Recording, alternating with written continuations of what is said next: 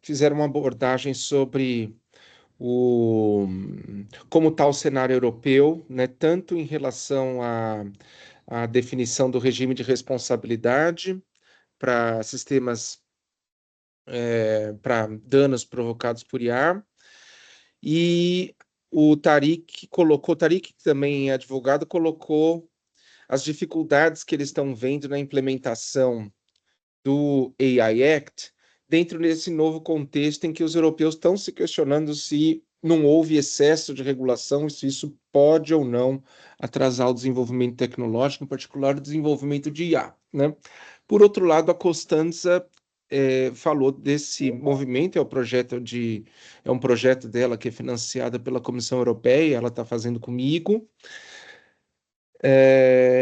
no sentido de estabelecer um regramento sobre impactos da IA sobre o meio ambiente, né? É, então, a gente viu ali um pouquinho o contexto europeu, debatemos, e a ideia hoje é, de novo, a gente se voltar para o Brasil, né? O PL recentemente foi encaminhado para a Câmara dos Deputados, né? O Guilherme Pinheiro trabalhou bastante, tanto nas origens aqui, né, do que foi o 2338, né? Então, no projeto do Bismarck, depois apoiou bastante a Canziani, né? E provavelmente vai se envolver, né, nessa nova rodada ali na Câmara dos Deputados. Então eu pedi para o Guilherme falar um pouco das perspectivas, falar um pouco também da visão dele acerca dos aspectos mais polêmicos, e acho que vocês mesmos podem, depois no debate, ele vai falar um pouco sobre isso, a gente abre para o debate, vocês mesmos podem levantar aqueles pontos que vocês veem como mais críticos e ter um feedback do preliminar do Guilherme, né? Que certamente é alguém que vai estar com a mão na massa aí na Câmara dos Deputados, né? O Guilherme Pinheiro, além de ser consultor da Câmara, ele é pós-doutor em Direito pela Universidade de Coimbra, é professor do corpo do programa de mestrado do IDP e além disso, consultor legislativo, né? Então, acho que, além dele ter esse envolvimento importante nesse debate sobre o PL, é também um, um professor e estudioso do tema, né? Então, vai ser um prazer ouvi-lo hoje, Guilherme. E depois nós abrimos para o debate. Tenho certeza que você vai ter um prazer em ouvir aqui, porque o público é bastante qualificado, né? São representantes de empresas que têm investido, como eu disse, bastante em IA, têm enfrentado problemas concretos, né? E então estão na fronteira né, do desenvolvimento e também da regulação da IA no Brasil. E vão certamente trazer provocações aí interessantes para nós refletirmos juntos. Então, passo a palavra para você. Obrigado, Guilherme. Prazer ter você aqui. Obrigado, Juliano, pela generosa apresentação. Para mim é um prazer estar aqui contribuindo com esse grupo aí, de alta qualificação, de alta qualidade. Espero que a conversa seja boa e que eu possa contribuir da melhor maneira possível, né? Então, eu vou fazer uma fala inicial, uma apresentação inicial, para a gente aquecer aqui, mas depois eu me coloco à disposição para as perguntas, né? Como o Juliano falou, eu tive uma participação na condição de consultor legislativo, né, assessorando a deputada Canziani no PL 2120, que teve uma tramitação, vocês lembram, muito rápida, né, de cerca de 6 meses depois da apresentação, ele foi aprovado na Câmara dos Deputados. Eu acho que é importante que a gente ter sempre em mente o contexto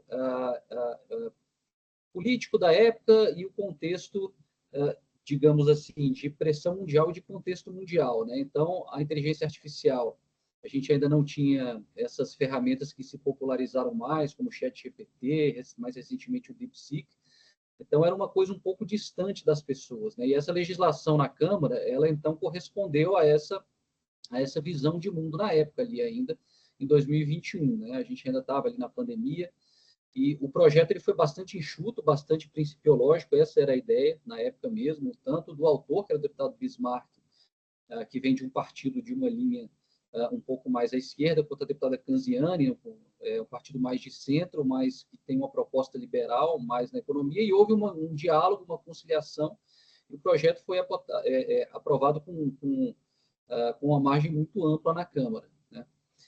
E aí, a partir daí, o debate foi mudando, né, por conta da proximidade da aprovação do AI Act na União Europeia, e dessa legislação mais ampla, baseada no risco, né? Essa regulação por risco aí, ela não só fornece um objeto para regulação, né? Quer dizer, um conceito de risco na inteligência artificial e justifica a regulação em razão da intensidade desse risco, né? A partir daí, montando todo o esquema, né? Então, vocês sabem aí melhor do que eu, que o AI Act, então, foi uma legislação baseada no risco, né? No PL 2120 da Câmara, existia uma menção dizendo assim, que o poder público iria disciplinar a aplicação de sistemas de IA baseada no risco, mas o risco seria uma das diretrizes, ele não seria o principal vetor de definição para a atuação da política econômica, né? Então, não tinha uma lista ali exaustiva, por exemplo, com exemplificações do que seria considerado maior ou menor risco, né? Muito menos uma vedação peremptória de uso de determinados sistemas de IA, né? Tinha só uma previsão ali de que fossem constatados, de que caso fosse constatado um alto risco, a administração pública podia requerer informações ou algumas medidas de segurança e de prevenção, né? Então, essa diferença ficou bem marcada aí no trâmite do PL 2338, que agora retorna para a Câmara dos Deputados. Então, esse foco nas aplicações de alto risco, né? A gente tinha assim características, por exemplo, no PL da Câmara, e eu vou dar só esse contexto assim, um pouco dessas diferenciações, né, dessas mutações que aconteceram, porque como o PL está voltando para a Câmara e o contexto político se inverteu um pouquinho, como o professor Juliano falou recentemente, com a posse do Trump e com a visão do J.D. Vance, aquele discurso que ele fez naquele encontro lá em Paris, né, bastante forte em defesa das empresas de tecnologia americana e tratando isso como política de Estado, né, que eles vão lutar fortemente para que essa regulamentação seja amenizada no âmbito da União Europeia. Então, lá, por exemplo, a gente tem aquela diretriz do AI Liability Act, né, que é aquela outra proposta legislativa de regulação para a questão da responsabilidade. Ela foi interrompida ou está tendo uma tramitação mais lenta do que se esperava, né? E ela seria um complemento importante do AI Act, né? Vocês devem estar acompanhando isso daí. E em outras frentes também, né? Você tinha um código de autorregulação, códigos de conduta que seriam propostos até 2025, até maio de 2025, mas a questão talvez seja adiada e será mais leve do que se pensou. Então, no próprio âmbito da União Europeia, a coisa virou um pouquinho, seja por uma questão interna, seja por uma pressão dos Estados Unidos, né? Então, isso pode se refletir no debate na Câmara dos Deputados também, né? Aquele início de uma legislação mais principiológica que foi revertido para uma legislação mais pesada, agora talvez sofra com esse novo influxo, essa reversão, né? Esse ponto de inflexão novamente na política internacional. Obviamente que a gente não vai voltar aos estágios do PL 2120, aquele PL mais principiológico, porque eu acho que o debate avançou demais para esse retrocesso tão grande, mas, ao mesmo tempo, eu acho, pelo menos é a minha visão, tá? Eu estou dando aqui a minha visão, não estou falando em nome de assim, nenhum deputado, mas para as pessoas com quem eu converso, e o sentimento político é de que não se pode dar muitos passos além do que foi dado pelo Senado Federal, né? De que a coisa agora teria que voltar mais um pouquinho aí, né? No próprio Senado Federal, se vocês notarem, talvez no último ano, né, a coisa deu uns passos ali de lado ou até alguns passos para trás, né? Então, você tinha ali um sistema de classificação de riscos que tinha mais camadas, né, mais semelhante ali ao AI Act, né, que tinha 4 camadas, aquelas que contêm riscos inaceitáveis, né, que foram os riscos excessivos, que ficaram no 2338, né, aquela camada de alto risco, que se manteve, mas no AI Act você tem a camada de risco limitado e a de risco mínimo, né? E essas outras aí, que pelo menos uma delas constava em versões anteriores, né, talvez naquela versão dos juristas inicial lá no Senado Federal, ela foi retirada, né? Então a gente teve aí realmente algumas modificações nesse sentido, né? Em relação à responsabilidade civil, né, que vocês ouviram falar, como o professor Juliano falou aí no âmbito do AI Act, aqui para a gente, depois de todo um debate muito longo, a coisa voltou, né, para dizer assim, olha, nada se mexe, apliquem-se aí as regras que estão no Código Civil, no Código de Defesa do Consumidor, né? No âmbito do PL 2120, lá na Câmara, tinha-se uma ideia de colocar a responsabilidade como subjetiva, e isso aí tramitou até praticamente o chão do plenário, quando houve uma modificação e aí se colocou, e tudo bem, a regra geral é uma responsabilidade subjetiva, mas quando for relação de consumo, ela é solidária, objetiva, etc. Como não podia ser muito diferente, né? A não ser que você criasse uma relação de consumo específica quando houvesse uso de ferramentas de IA, né? Mas é possível que haja uma discussão, né, e, se não me engano, existem projetos de lei, ou pelo menos foram discutidos alguns projetos de lei, no sentido de fazer algo parecido com a Lei Geral de Proteção de Dados, né? Em que, por exemplo, você tem um controlador e o operador, e quando se trata do operador tratando dados pessoais, a responsabilidade dele ela é um tanto limitada, né? Apenas quando ele descumprir obrigações da legislação ou quando não tiver seguido, né, as instruções listas do controlador. Aí sim ele será responsabilizado, mas de outro modo não. Então, assim, fazer alguma divisão, talvez entre desenvolvedor, distribuidor e aplicador, colocar aí algumas ressalvas também nessa questão da responsabilidade, tá? Então, existe também essa possibilidade de você, em alguns casos, suavizar, digamos assim, esse modelo de responsabilidade, né? Então, isso aí também foi uma diferença, né? A questão também que eu acho que é importante ressaltar é a questão da autoridade reguladora, né?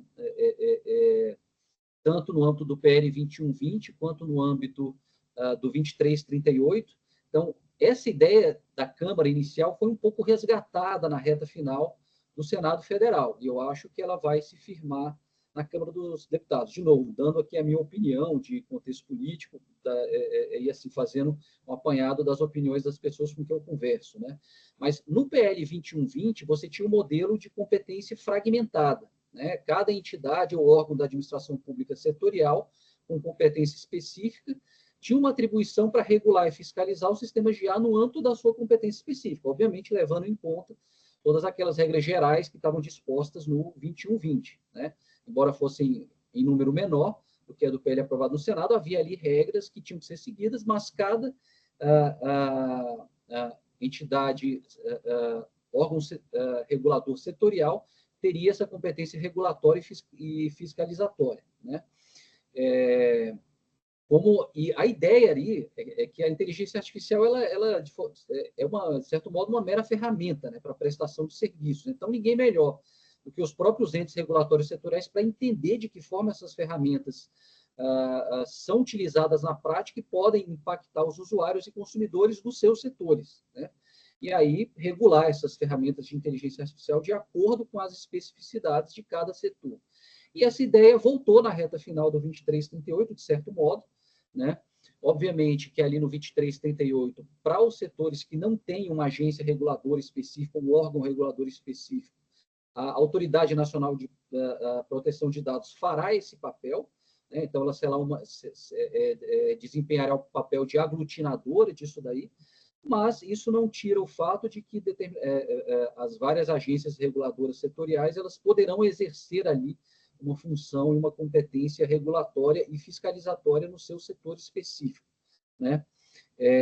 Naquela versão inicial, por exemplo, lá da Comissão dos Juristas do Senado, a autoridade competente ela seria única, né, para zelar pela implementação e fiscalização dos sistemas de IA, né? Então, isso aí foi mudando ao longo do período que a proposta legislativa foi tramitando, né, no Senado, e eu entendo que ela voltando para o Senado Federal, isso aí, essa ideia se firme mais, não vou dizer nem ser resgatada, porque de alguma forma ela já foi incorporada nas últimas versões, né, mas talvez ela se fortaleça ali, tá?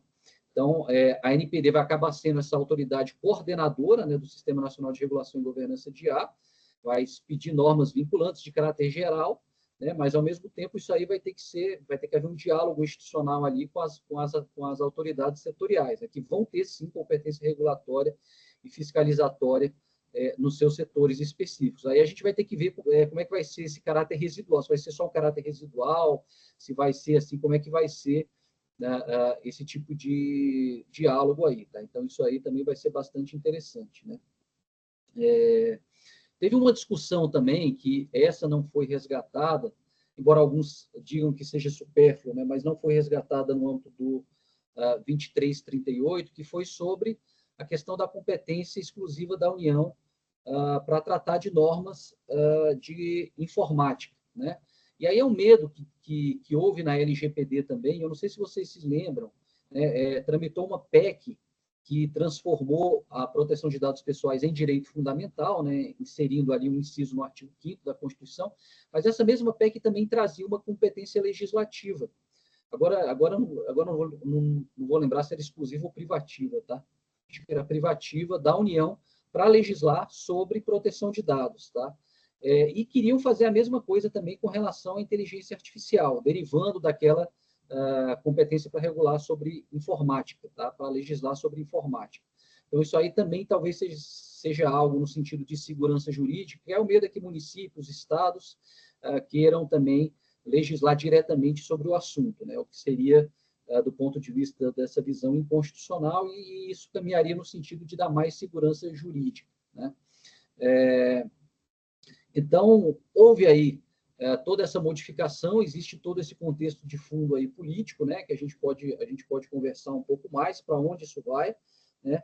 Obviamente que o 2338,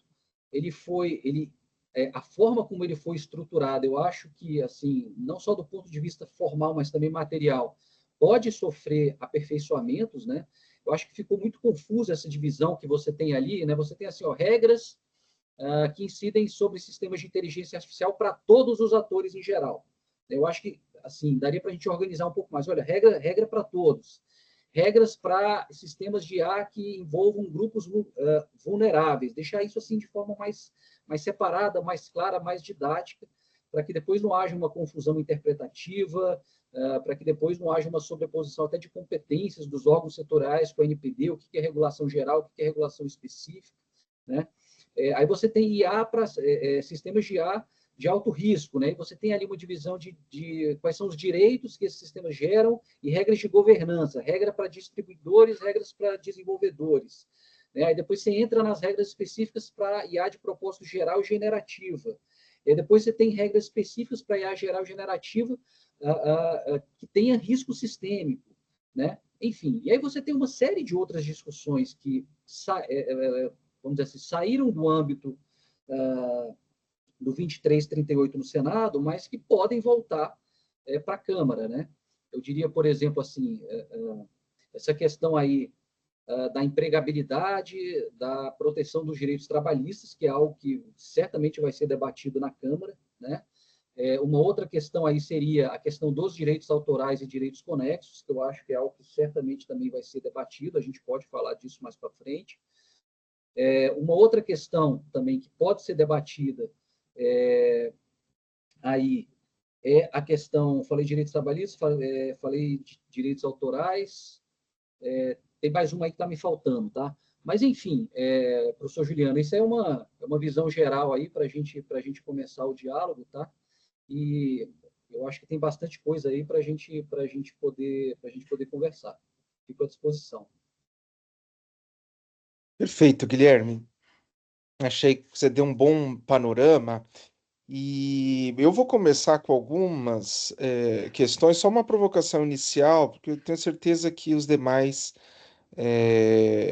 têm temas ali para trazer Então, eu vou colocar de uma forma mais geral, né? Primeiro, uma coisa que preocupa a todos é o timing, né, disso tudo, né? Qual a sua visão ou perspectiva em relação à movimentação na Câmara dos Deputados para início desses trabalhos, desse debate, e se você acredita que isso deve ser conduzido para uma conclusão ainda nesse ano ou não, né? É, óbvio, você já colocou, né, que esse novo quadro geopolítico, né, com a posição agressiva do Trump e mesmo o questionamento, né, na verdade a Europa não parou para se questionar por conta do Trump, né, dessa nova visão mais agressiva contra desenvolvimento e contra a regulação. Mas eles já vinham refletindo sobre o impacto não só do AI Act, como de toda a regulação sobre o desenvolvimento do mercado. Então, se esse prazo deve ser influenciado por conta desse novo contexto geopolítico. Então, primeiro, esse lado procedimental, eu queria saber e você já tocou um pouco sobre o lado institucional, que eu acho foi uma das mudanças centrais, na verdade, foi uma guinada, né? As agências reguladoras setoriais vinham com um papel bem mais tímido, e no final houve essa mudança de orientação que elas seriam as autoridades para cada setor respectivo. Porém, como isso veio no final, ainda estão confusas as atribuições, né? Então, do ponto de vista de normatização e de fiscalização, eu acredito que as agências devam assumir de fato a competência. E não ficou claro mesmo o que significa esse papel residual da NPD, se é um papel residual no sentido de regular aquilo que sobrou, mas ela também está com com algumas atribuições de uma espécie de supervisão, né? O que pode trazer conflitos institucionais e gerar dúvida, né? Trazer insegurança jurídica também em relação a isso, né? E por fim, mas eu vou deixar porque eu acho que os outros vão trazer mais questões sobre esse tema. Como você acha que vai ser a recepção de um dos temas mais polêmicos no Senado, que é o capítulo de direitos autorais, né? Então, tempo, direitos autorais, e se você acredita que a, a perspectiva setorial e não transversal vai ser aprofundada na Câmara. Perfeito. São todas as perguntas assim muito complexas, né? Eu diria que em termos de prazo, a gente nunca consegue determinar o tempo político ali, mas assim, olhando a fotografia no momento, se a gente olhasse, por exemplo, essa fotografia talvez ali em outubro do ano passado, ou novembro do ano passado, eu diria que certamente haveria uma tramitação e aprovação até o final desse ano, né? Com as mudanças que houve com a eleição do Trump, essa reorganização geopolítica e de pressão regulatória, talvez a gente tenha riscos de que a matéria não seja aprovada esse ano, ou que, sendo aprovada esse ano, ela seja desidratada para que seja aprovada, né? Para que haja um acordo, ela seja desidratada em algumas questões para que seja aprovada esse ano, né? Eu acho que algumas questões, e olhando o exemplo do 2630, quer dizer, o PL das fake news ali, a gente pode tirar algumas lições da tramitação, principalmente na Câmara, porque ali foi o contrário, né? O PL 2630 ele foi aprovado com grande velocidade no Senado em 2020, né? Quando os holofotes ainda não estavam tão centrados, e aí quando ele veio para a Câmara, os olhos abriram, o debate politizou demais e a coisa não prosseguiu, para o bem ou para o mal, né? Mas, por exemplo, tem alguns temas que foram retirados também na reta final do Senado que ajudam uma tramitação mais célere na Câmara. Por exemplo, a questão de você querer regular ferramentas, sistemas de IA para a questão de liberdade de expressão, liberdade religiosa, de discurso, esse tipo de coisa. Isso aí é muito sensível na Câmara, né? Você tem uma bancada mais conservadora, digamos assim, ou de oposição, muito forte nesse sentido, e que ela, toda vez que tinha alguma coisa nesse sentido no PL das fake news, era travado por conta disso. Tanto que chegou uma hora, vocês devem se lembrar, que o relator, né, o deputado Orlando Silva, ele tirou qualquer menção a esse tipo de coisa, como liberdade religiosa, liberdade de expressão e tal. Então, ele discurso, crime de homofobia, esse tipo de coisa, porque se você colocar alguma coisa nesse sentido, eles vão entender como cerceamento a discurso, esse tipo de... Então, assim, tem que tirar esse tipo de coisa, como o senador Eduardo Gomes acabou tirando no Senado. Isso aí deve ter facilitado na reta final. Então, acho que isso é um pré-requisito, assim, para que a coisa caminhe um pouco mais séria na Câmara. Tá? Então, eu diria que ainda a chance maior é de ser aprovada até o final do ano, mas essa chance já foi menor do que até ano passado. Assim, né? Tanto que, até o momento, embora as comissões tenham sido formadas na semana passada, né, ainda, e essa semana começaram o trabalho em comissões, etc., ainda não foi distribuído a nenhuma comissão, até porque talvez forme uma comissão especial. Não acredito mais em grupo de trabalho, né, como vinha sendo feito na gestão do presidente Arthur Lira. Talvez seja criada uma comissão especial mesmo, mas ainda não está claro qual vai ser o trâmite na Câmara, né, exatamente. Então, a gente tem que esperar para ver aí, mas acredito que a chance maior ainda é de uma aprovação até o final do ano. O estado que esse texto vai chegar para ser aprovado é que ainda não está muito claro, né? Então, talvez essa seja uma primeira visão aí, né? A segunda visão, em relação ao direito, a questão institucional, né, que você falou aí, realmente essa divisão de competências não está tão clara. Ela era mais clara, embora o PL 2120 fosse muito lacônico a respeito, ela era mais clara porque você não tinha esse papel central da ANPD, né? Quer dizer, cada órgão setorial ia regular e fiscalizar a inteligência artificial no seu setor. Isso aí, por outro lado, poderia gerar uma série de legislações ou normas, resoluções de agências contraditórias, né? Em que uma fala uma coisa, outra fala exatamente o contrário. Então, setores transversais aí teriam dificuldade em atuar. Então, é bom que você tenha normas gerais, né, que sejam aplicadas, e que cada setor, dependendo da sua especificidade, possa ser regulamentado pela agência. A dúvida que resta no texto, eu acho que isso vai ter que ser trabalhado na Câmara, né, é como esse diálogo institucional vai acontecer, né? Porque é muito fácil você dizer que uma norma geral vai ter que ser aplicada e aí cada setor aplica a sua regra específica, né? Mas pode ter uma regra que você entenda que ela está muito...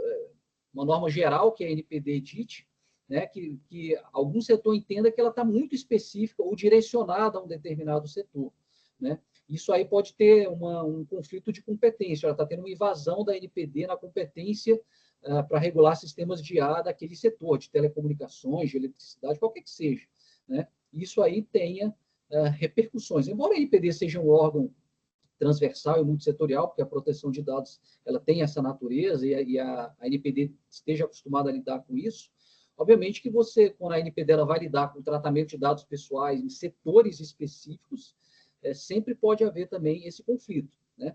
Mas a Lei Geral de Proteção de Dados não dá uma competência residual específica para cada setor, não tem isso lá, diferentemente agora desse PLDA, né?